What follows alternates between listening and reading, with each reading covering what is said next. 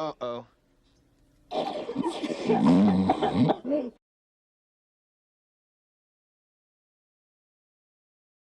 As I was watching Ferris Bueller's Day Off in preparation for a trip to Chicago, I realized that this movie is not Ferris's story, it's Cameron's, and to a lesser extent, Jeannie's and Mr. Rooney's. As our English professors told us all in school, stories need conflict. There should be tension and something that moves the main character to action to resolve that tension, thereby rendering a change in them, whether it's sad to happy, happy to sad, loser to victor, etc. Ferris Bueller's story has none of those things. Ferris lives life sans consequences. He skips school without getting caught while catching foul balls at Wrigley. He doesn't even have to try to get the girl during the movie. Ferris and Sloane are already dating at the beginning, and she still likes him at the end. There's conflict between Ferris and Jeannie, and between Ferris and Rooney, but in both cases the conflict is one-sided and created by Rooney's and Jeannie's contempt for Ferris's charmed life. Jeannie and Ferris are not on screen together except for a few seconds at the beginning and at the end during the Jeannie, Ferris, and Rooney climax. Ferris is not a part of Jeannie's struggle to find out what makes him so special. Jeannie despises that Ferris can get away with anything while she can't. She can't even enlist the help of Mr. Rooney because he's away from school consumed with finding her brother. Jeannie's conflict starts to resolve because of her fateful meeting with Charlie Sheen's character inside the police department. He helps Jeannie realize that she is the problem, not Ferris.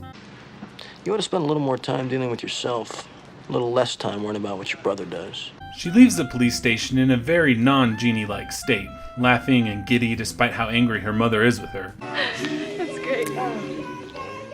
I'll see you, okay? Yeah. Jeannie, now! Now!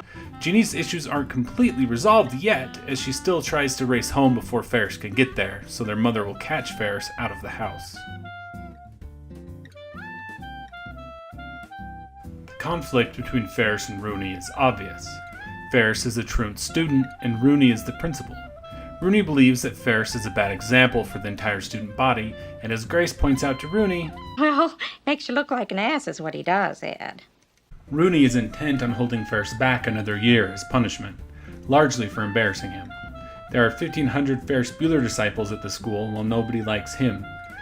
The students write "Save Ferris" on water towers, and Rooney eats it on the bus. Like the situation with Jeannie, this conflict plays itself out without participation from Ferris. Again, Ferris and Rooney are only on screen together for a few moments at the end of the movie.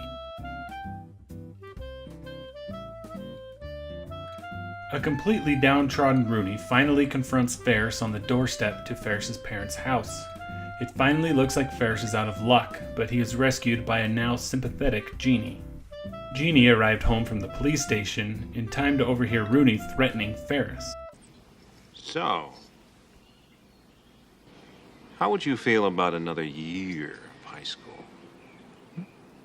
Under my close, personal supervision. Hi. Thank God you're all right. You know, we've been worried sick about you.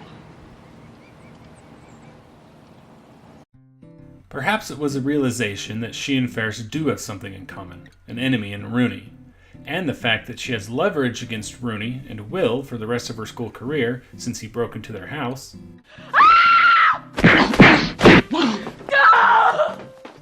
During this climax, Ferris doesn't say a word. In classic Ferris fashion, all his problems are solved without any effort from him. Jeannie is apparently over her issues at this point, and she forces Rooney to cease and desist. Jeannie's conflict resolved and a change occurred with her. She went from trying to get Ferris caught to rescuing him from the person who caught him, while Rooney's quest for Ferris left him bloodied, carless, and utterly defeated. He's forced to join the Ferris disciples on the school bus to be offered warm gummy bears. Jeannie and Cameron are what happen when the necessary changes are made, and Mr. Rooney is what happens when they aren't. And Ferris is still just Ferris.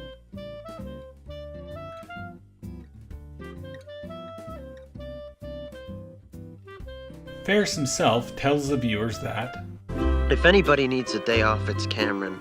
hinting at what we should really be paying attention to. He also tells Cameron, I'm not doing this for me, I'm doing it for you. as he is trying to get Cam out of the house. Ferris's goal was to give Cameron one good day while helping him deal with his fear. Ferris, of course, achieves the first part, leaving Cameron to say, It's the best day of my life. Of course, Ferris was planning on taking the miles off the car at the end of the day, so he wasn't expecting Cameron to fully overcome his fear by confronting his father. Ferris's great plan of running the car in reverse to take the miles off doesn't work. That may be the only thing Ferris fails at in the movie.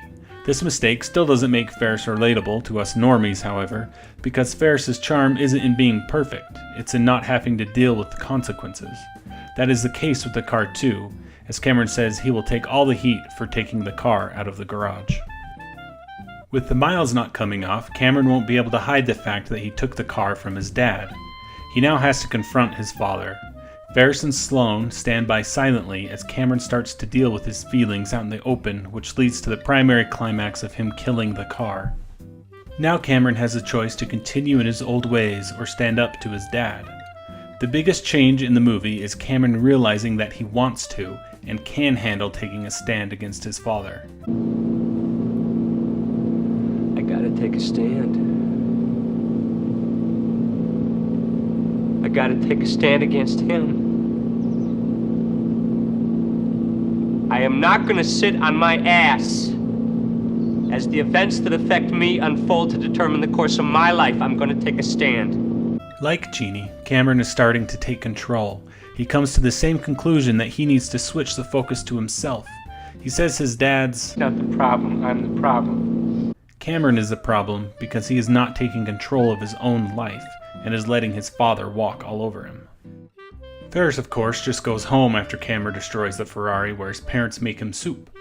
Ferris tells us we should deal with our fears, but Cameron actually has to go through it. I have always liked Cameron as a character, but after watching again with the idea that the movie is his story, he is now one of my favorite movie characters, and the scene of him at the Art Institute standing in front of the Seurat painting is now my favorite scene in the movie. Perhaps my focus switched over to Cameron because as we get older, we are looking for people to relate to, and when we're younger, we're looking for people we want to be. Ferris's life is a fantasy. We eventually learn we aren't charmed, and we want someone like Cameron to commiserate that loss. Let my Cameron go. Ferris is the focus of a story that's not about him.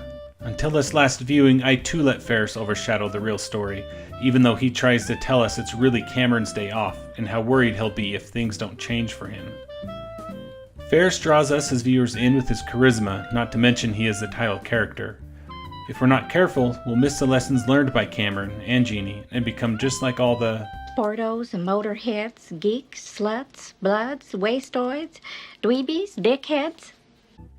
and our adoration won't be focused where it should be.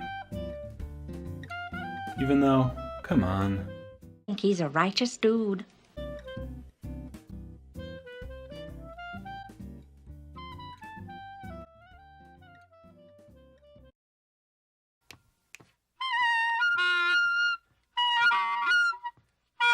Never had one lesson.